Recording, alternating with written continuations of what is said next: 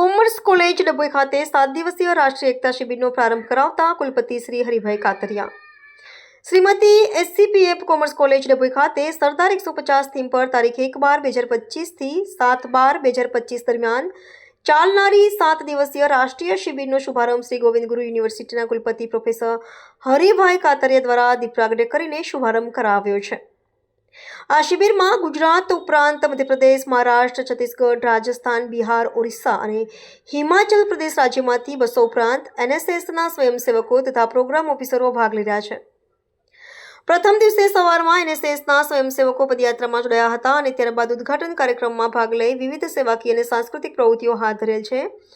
ઉદ્ઘાટનના કાર્યક્રમમાં કુલપતિ હરિભાઈ કાતરિયા ઉપરાંત ગુજરાત રાજ્ય NSS સેલના ગાંધીનગરના regional director doctor Kamal Kumar કર, વડોદરા જિલ્લા કેળવણી મંડળ ડભોઈના પ્રમુખ શશિકાંતભાઈ પટેલ ઉપરાંત મધ્યપ્રદેશ, બિહાર અને હૈદરાબાદના NSS રિજિયોનલ ડાયરેક્ટરશ્રીઓ ઉપસ્થિત રહ્યા હતા.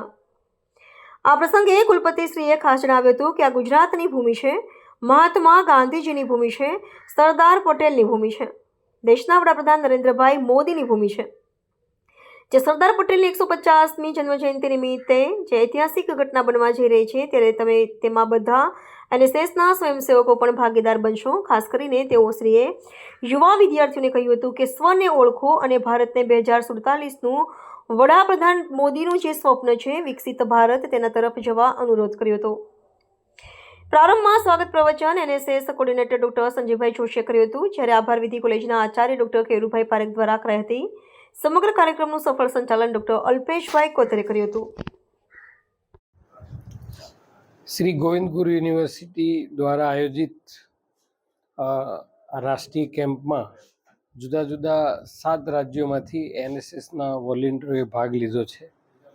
અને આ કેમ્પની વિશેષતા એ છે કે અત્યારે જ્યારે આપણે સરદાર પટેલ સાહેબની 150મી જન્મજયંતિની ઉજવણી કરી રહ્યા છીએ ત્યારે કરમસદથી લઈ અને સ્ટેચ્યુ ઓફ યુનિટી સુધીની જે પદયાત્રા છે કેવડિયા સુધીની, આ પદયાત્રા એક ઐતિહાસિક પદયાત્રા બનવા જઈ રહી છે અને એની આખા રાષ્ટ્રમાં નોંધ લેવાઈ રહી છે. તો એવા સમયે આ ડભોઈ કોલેજના પ્રાંગણમાં આ કેમ્પનું આયોજન કરી અને આ વિદ્યાર્થીઓનો જે આખા દિવસનો કેમ્પ છે એમાંથી અડધો દિવસનો સમય છે એ વિદ્યાર્થીઓ પદયાત્રા માટે ફાળવશે જુદા જુદા ગ્રુપમાં, અને બાકીના અડધા દિવસ દરમિયાન એમને વિવિધ પ્રકારની એમનો જે ટ્રેનિંગ છે એ કરવામાં આવશે. અને NSSના વિદ્યાર્થીઓ છે એનો આશય જ રાષ્ટ્રની અંદર સેવા, સમાજની સેવા અને રાષ્ટ્રભાવના જાગૃત કરવાનો જ આશય છે.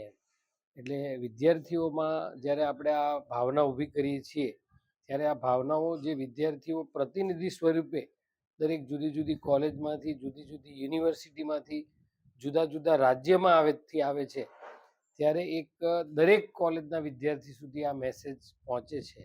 એટલે આવું ઉમદા કાર્ય આ શિક્ષા મંડળના પ્રાંગણમાં થઈ રહ્યું છે.